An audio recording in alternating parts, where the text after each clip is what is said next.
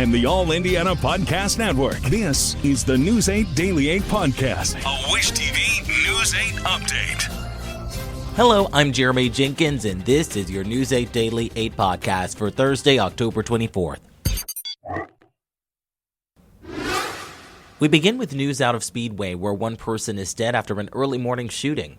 It happened just before 12:15. Police say they responded to an apartment complex near West 10th Street and North Norfolk Street after officers heard multiple gunshots.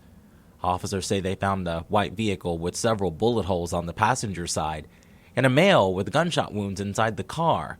We don't know his age. He died on scene and his identity has not been released. Police have not said what may have led up to that shooting. And another top story we continue to follow, the Delphi Murders trial. We now know more details surrounding the deaths of Abby Williams and Libby German.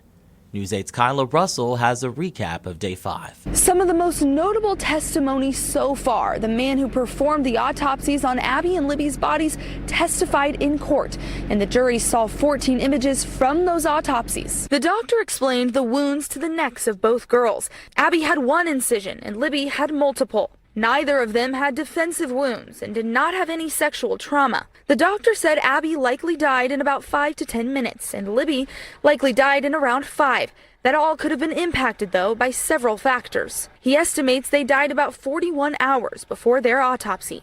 There was also a contentious back and forth between the doctor and the defense, as the doctor had not included this in his original report, but said today that even though he cannot say with certainty, it's possible the girls could have been wounded with a box cutter. The defense says he changed his story without telling them. The man who analyzed data from Libby's phone also testified. Christopher Cecil is the commander of the Indiana Internet Crimes Against Children Task Force. He explained 2 reports off of Libby's phone activity and said 2 people were using it, Abby and Libby. There were 6 total fingerprints saved to the phone. And Cecil testified to using data from the phone's health app to see the girls walked between 1:31 and 2:08. We learned the last time Libby's phone was moved was 2:32 on February 13th. That's about 20 minutes after that well-known bridge guy video was taken. The phone stayed on and got notifications until late into the night on the 13th. There's a gap, though. Cecil says the phone had not been turned off but didn't receive notifications until about 4:33 a.m. on the 14th. That's when about 20 SMS messages came all at once. When asked to explain the gap, Cecil said he wasn't sure why things went dark. Another interesting note, over 20 of Richard Allen's devices were seized in 2022. Cecil said none of them overtly linked Allen to the girls. Prosecution say the phone Richard Allen had at the time of the murders, though, wasn't part of that seize. And we expect to continue hearing from witnesses who have more information on those devices. Reporting here in Delphi, I'm Kyla Russell for Wish TV. WishTV.com or follow us on Facebook for updates.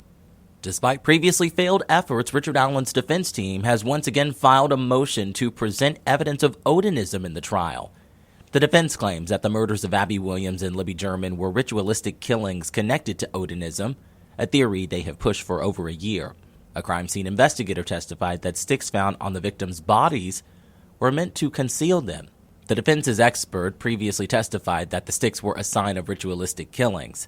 Allen's defense argues that he has a constitutional right to present an alternative theory suggesting the sticks were arranged as Nordic ruins during ritualistic killings. Judge Gold denied the previous motion. It's not clear when the judge will rule on the newest motion. Let's talk sports. The Pacers had a season-opening struggle until the end. Tyrese Halliburton had missed his first 8 three-point attempts against Detroit, but he made one when it counted. His 3 with 20 seconds left in the game helped the Pacers cement a come-from-behind win in Detroit over the Pistons. The final score was 115-109. And it's time for IU's historic start to the football season, which means Bloomington is getting ready for a visit from ESPN's signature college football pregame show. College Game Day will air live this Saturday morning on IU's campus, ahead of Saturday's game between the unbeaten Hoosiers and Washington. It's only the second time in the show's 37-year history that the Game Day crew has come to IU. An economist says it also means big bucks for Bloomington's economy. Having Game Day in Bloomington is unprecedented. It's going to bring a lot of visitors, and they're going to spend a lot of money, and our hospitality industry in Bloomington is going to really enjoy that. The live broadcast of Game Day featuring former IU coach Lee Corso and ex-Colts punter Pat McAfee will be on the south lawn of Memorial Stadium. And just in time for the weekend, a new concert venue is celebrating its grand opening in Indy. Turntable is next door to the historic Vogue Theater in Broad Ripple.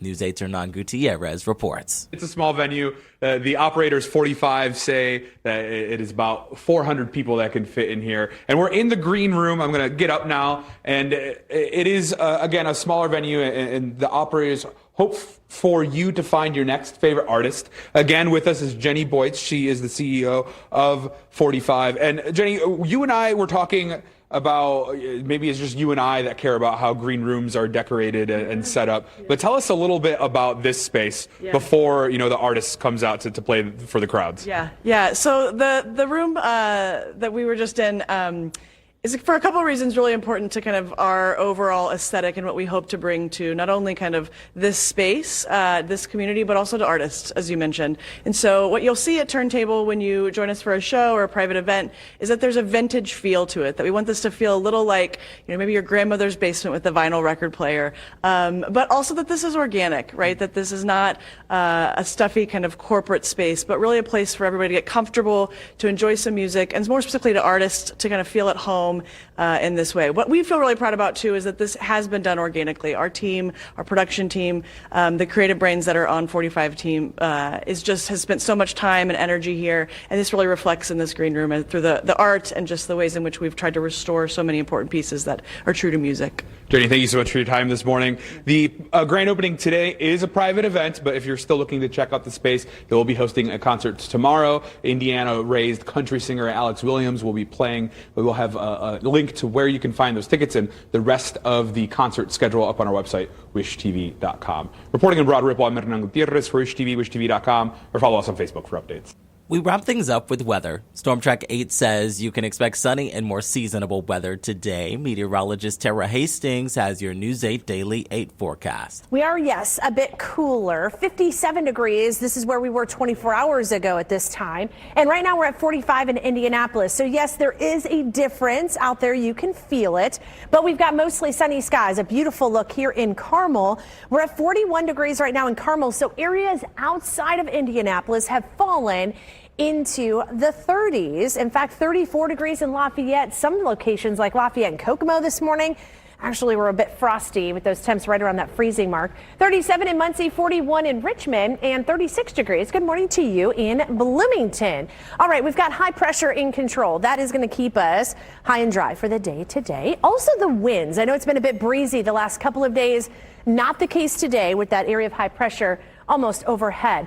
We'll look for mostly sunny skies throughout the entire day today. We're going to quickly warm up here into the 50s by the lunch hour, 60 degrees at 1 o'clock, and we'll see those high temperatures climbing into the low and middle 60s. The normal high for this time of year, about 62. We'll get up to 64 in Indy, 66 in Bloomington and Columbus, and 63 up in South Bend. We do have some rain chances arriving on your Friday. We'll time those out and have your weekend forecast as well coming up in a few minutes. To get a peek at Tara's full forecast, just head over to wishtv.com, or you can download the Wish TV Storm Track 8 app. And don't forget to check out our Storm Track 8 weather blogs. This has been your News 8 Daily 8 podcast for Thursday, October 24th. I'm Jeremy Jenkins for Wish TV, wishtv.com, or follow us on Facebook for updates. This is the News 8 Daily 8 podcast, a Wish TV News 8 update on demand. For even more, on demand and on the go, connect with Wish TV on Facebook at wishtv.com and on the free Wish TV mobile app. Thank you for listening, and be sure to like, subscribe, and follow this podcast for updates every weekday morning on the All Indiana Podcast Network and wherever you get your podcast.